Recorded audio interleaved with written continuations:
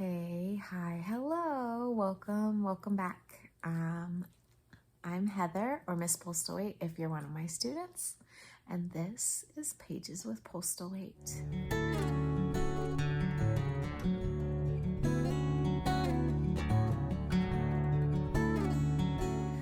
Today, I thought we would try something a little different, so I'm gonna make a confession. I am a part of 4 real-life book clubs. Like, meet with the people and talk about books in person. Yeah, 4. So I thought I might share what we're reading in all those book clubs and kind of little different things about them. My first one, and honestly, I'm not going to talk very much about that one, is my middle grade one, because that is the one that I personally run at my school, and I've mentioned the books already in other videos. So this year in that one, we have read The Night Diary, and we have read Momo Arashima Steals the Sword of the Wind. So those are the 2 books that we've read so far. We're finishing up the second one. Well, I finished it in November, but we're done with it in December, and we will start a new book in January. Rather than talk about middle grade, I thought I would talk a little bit about what I'm reading in the book clubs that have other adults in them.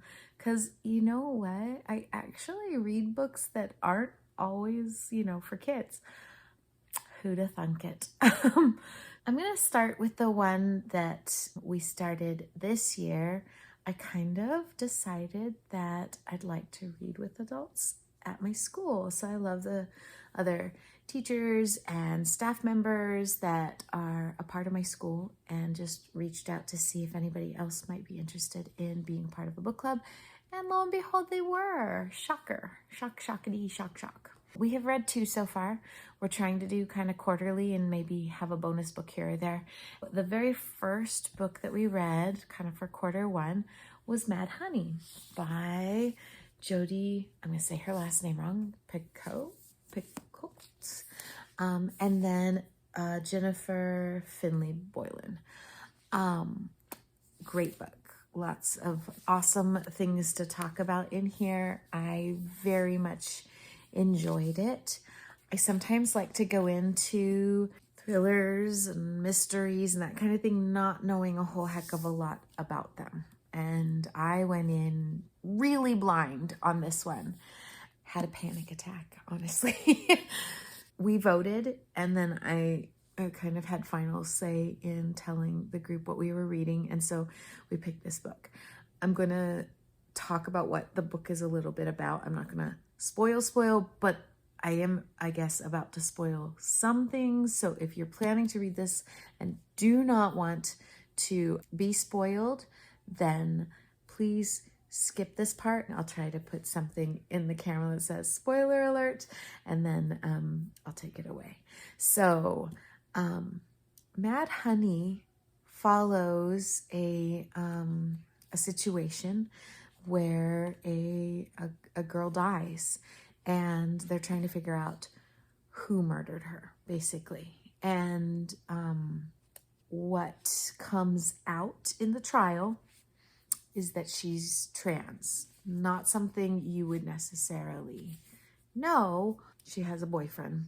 In the trial, he didn't share that with other people, and she didn't share that with other people, and her mom didn't share that with other people. And so no one knew that the girl was trans.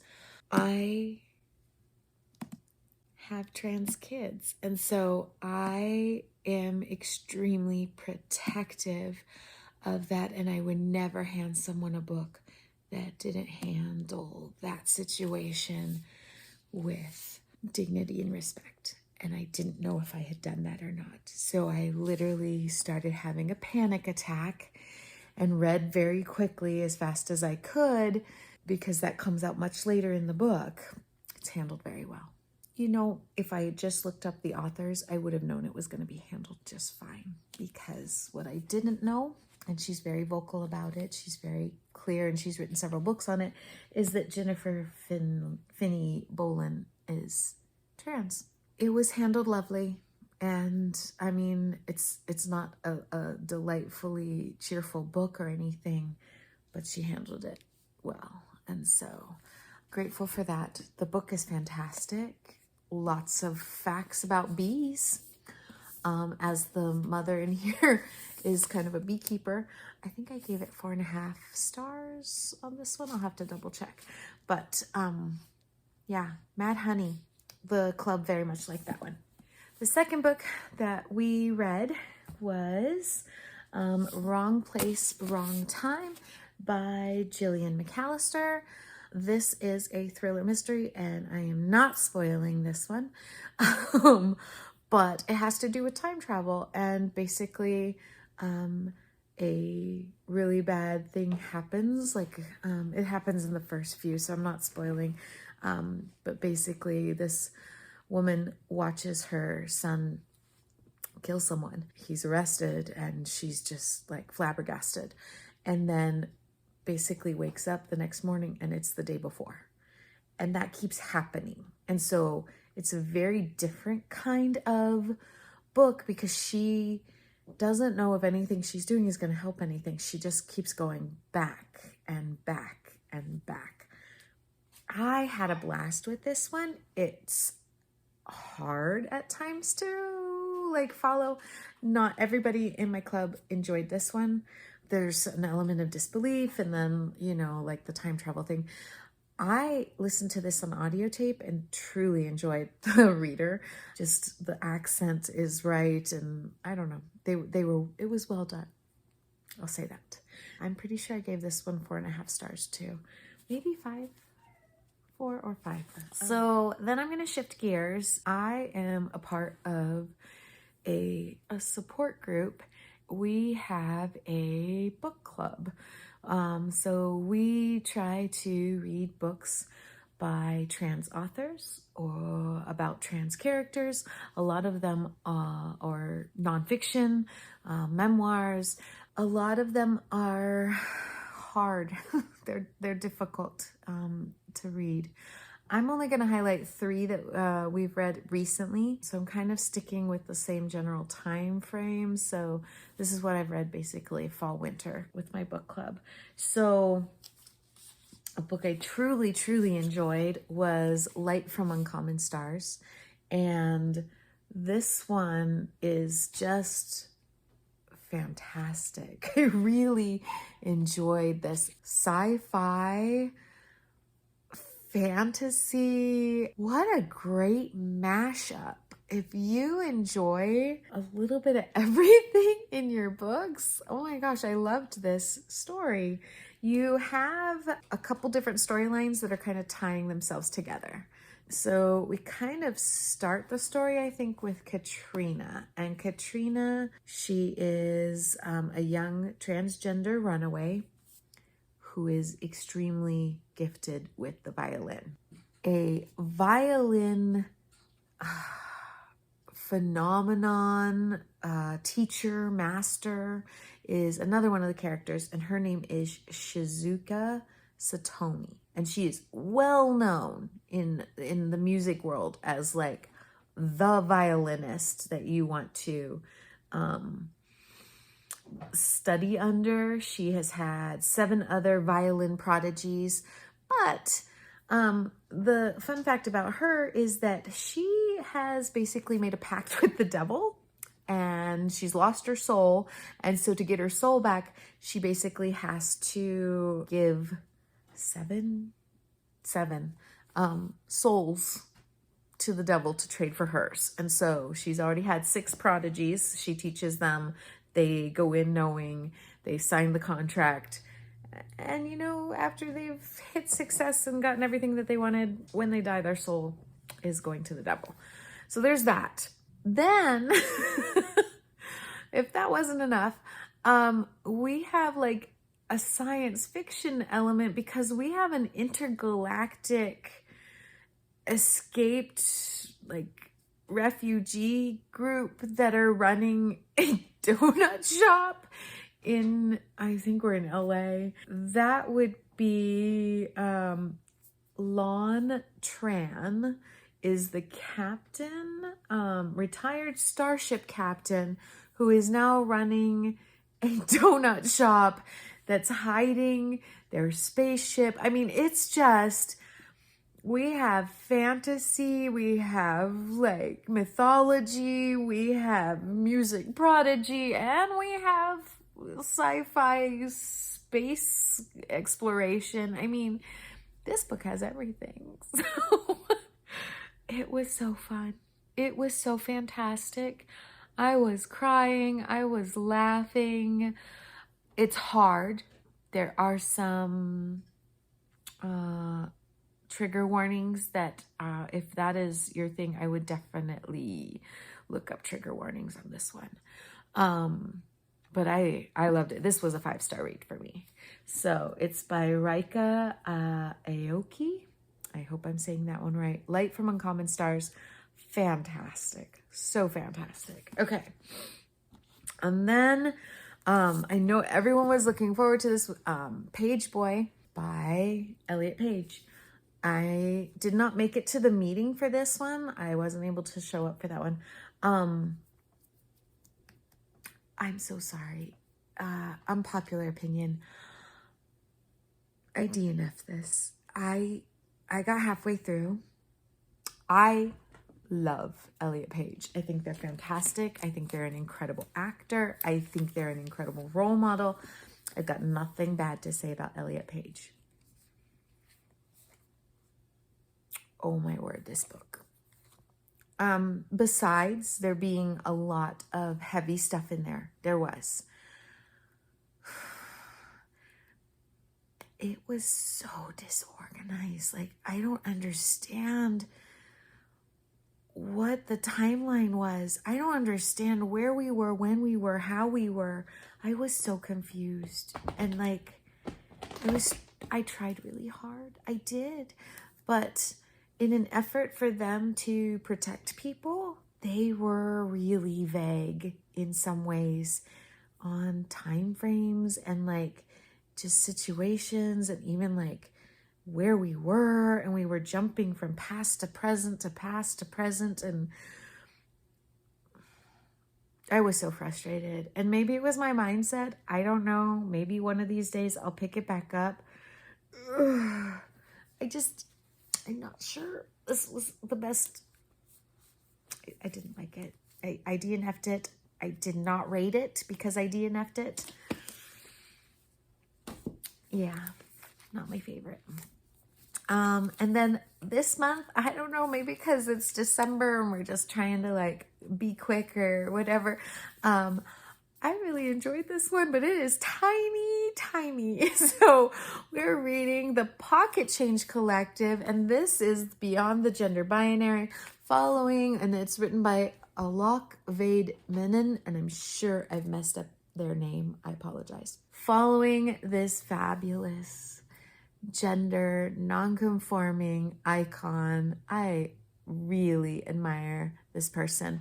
They are on TikTok. If you've never heard of them before, please look them up.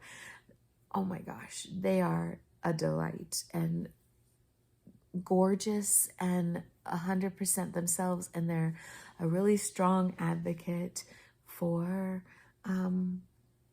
it being okay to not only embrace who you are and shine brightly, but for people to be uncomfortable with that. Like, it is okay for strangers to be uncomfortable with you. They'll get over it. It's fine. It's time. We're good. I enjoyed it. It's a pocket edition. Please don't expect a ton, but it was actually set up in a way that was like easy to read, easy to follow, and just a couple of like really great pointers that maybe help general knowledge if you're coming to an understanding of gender nonconforming or non-binary people. I think this is a good starter. And again, super tiny. I think it's got like 60 something pages. It was not 64. It was not a hard read. I kind of love that we did this little thing. And Pocket Change Collective, nicely done. There's like 6 more of these. I think I'm going to have to get all of them just different people who are making changes in the world for all different reasons. And I liked it. It was good. I think I gave it 4 stars.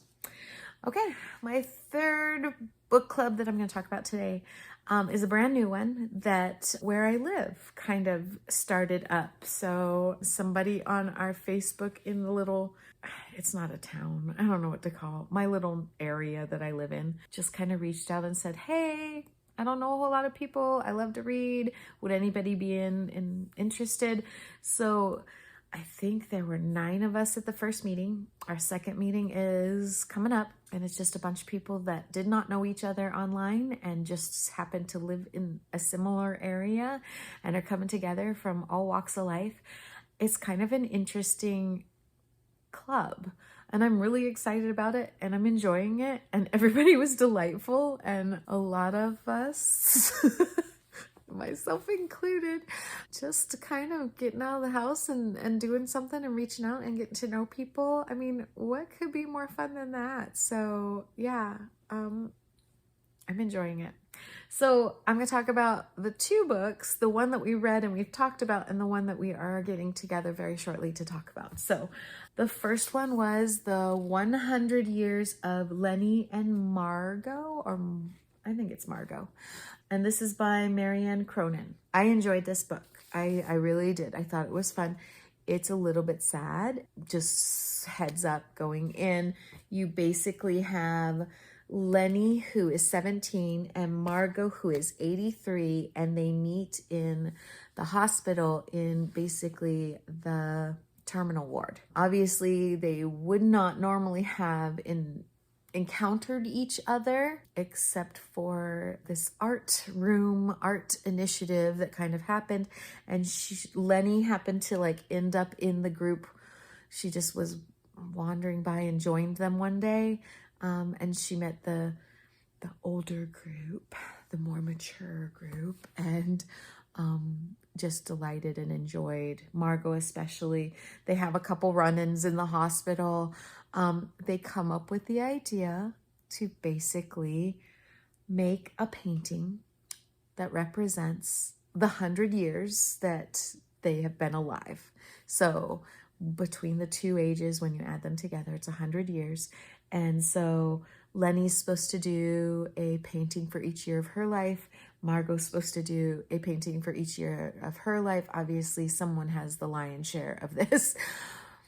It's heartwarming. It's sweet. It's funny.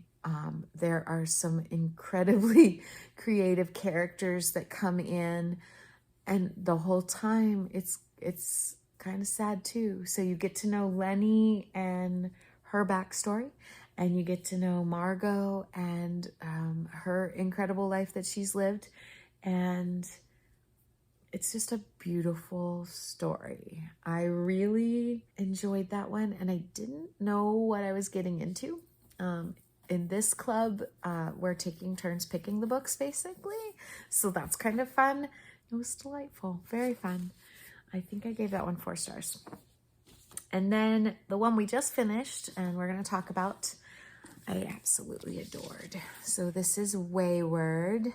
It was one of the Goodreads nominees. If we're talking about that, I don't know if that's the award that shall not be named, but Wayward by Emilia Hart, 5 stars. Absolutely love this. We've got 3 storylines at different time periods of 3 women. One, she's kind of an ancestor from the 1600s who was accused of being a witch. So she, in the story here, is kind of going through a trial for being accused of witchcraft. The other 2, we have Violet, who I want to say in the 1940s because, 1940s, because the man in her life is a soldier. I say that very loosely. In World War II. And then more modern day one is Kate. So we have Kate from like 2019. Alpha, cool name. Alpha from 1619 and Violet from 1942. And the story of how they're related and what their connections are comes to play as each one kind of tells their tale.